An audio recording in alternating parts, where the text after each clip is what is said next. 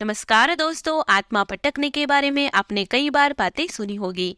तो आज हम जानते हैं कि आखिर क्यों भटकती है आत्मा और आत्मा से जुड़ी कई सारी बातें।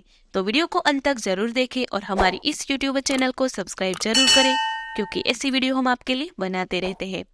जब मृत्यु के बाद मृत आत्माओं की इच्छाओं की पूर्ति नहीं होती, तो उनकी आत्मा प्रत्यक्ष रूप से प्रभाव दिखाती है, जिसके कारण अशुभ घटनाएं घटित होती है। इसे पितृदोष कहा जाता है। इस दोष के कारण दुर्भाग्य में भी वृद्धि होती है। पितृदोष एक ऐसा दोष है जो अधिकतर कुंडली में होता है।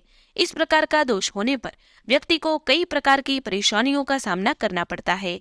लोग पितृदोषों से मुक्ति हेतु हरिद्वार और नासिक आदि स्थानों पर जाते हैं। जब मृत व्यक्ति के अधूरे कार्य पूरे नहीं किए जाते, तो उसकी आत्मा परिवार पर अप्रत्यक्ष रूप से कार्यों को पूरा करने के लिए दबाव डालती है, जिसके कारण परिवार में कई बार अशुभ घटनाएं घटित होती है। यही पितृदोष होता है। वेद, स्मृति और पुराणों अनुसार आत्मा की गति और उसके किसी लोक में पहुंचने का वर्णन अलग अलग मिलता है। हम पौराणिक मत को जानेंगे, लेकिन पहले संक्षिप्त में वैदिक मत भी जान ले, जो कि गति के संदर्भ में है।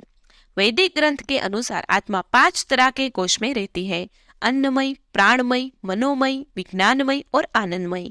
इन्हीं कोशों में रहकर आत्मा जब शरीर छोड़ती है, तो मुख्य तौर पर उसकी 3 तरह की गतियां होती है: ऊर्ध्व गति, स्थिर गति और अधोगति। इसे ही अगति और गति में विभाजित किया गया है। पुराणों के अनुसार जब भी कोई मनुष्य मरता है या आत्मा शरीर को त्याग कर यात्रा प्रारंभ करती है, तो इस दौरान उसे 3 प्रकार के मार्ग मिलते हैं। उस आत्मा को किस मार्ग पर चलाया जाएगा, ये केवल उसके कर्मों पर निर्भर करता है। ये 3 मार्ग है: अर्ची मार्ग, धूम मार्ग और उत्पत्ति विनाश मार्ग। अर्ची मार्ग ब्रह्मलोक और देवलोक की यात्रा के लिए होता है, वहीं धूम मार्ग पितृलोक की यात्रा पर ले जाता है और उत्पत्ति विनाश मार्ग नरक की यात्रा के लिए है। हालांकि सभी मार्ग से गई आत्माओं को कुछ काल भिन्न भिन्न लोक में रहने के बाद पुनः मृत्यु लोक में आना पड़ता है। अधिकतर आत्माओं को यही जन्म लेना और यही मरकर पुनः जन्म लेना होता है। यजुर्वेद में कहा गया है कि शरीर छोड़ने के पश्चात जिन्होंने तप ध्यान किया है, वे ब्रह्मलोक चले जाते हैं, अर्थात ब्रह्मलीन हो जाते हैं। कुछ सत्कर्म करने वाले भक्तजन स्वर्ग चले जाते हैं, स्वर्ग अर्थात वे देव बन जाते हैं। राक्षसी कर्म करने वाले कुछ प्रेत योनि में अनंत काल तक भटकते रहते हैं और कुछ पुनः धरती पर जन्म ले लेते हैं। जन्म लेने वालों में भी जरूरी नहीं कि वे मनुष्य योनि में ही जन्म ले। इससे पूर्व ये सभी पितृलोक में रहते हैं, वही उनका न्याय होता है।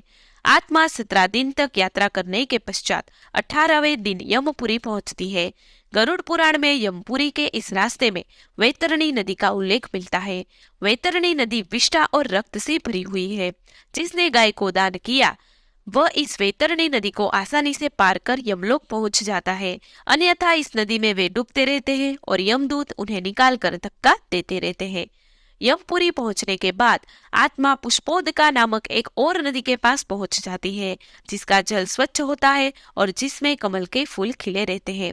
इसी नदी के किनारे छायादार वड का वृक्ष है।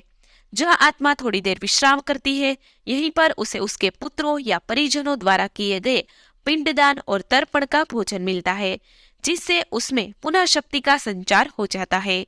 तो दोस्तों, आपको हमारी वीडियो कैसी लगी कमेंट करके जरूर बताएं। अगर ये वीडियो अच्छा लगे तो लाइक एंड शेयर जरूर करें। हमारे ऐसे नए वीडियो देखने के लिए हमारे इस यूट्यूब चैनल को सब्सक्राइब जरूर करें, क्योंकि ऐसी वीडियो हम आपके लिए बनाते रहते हैं।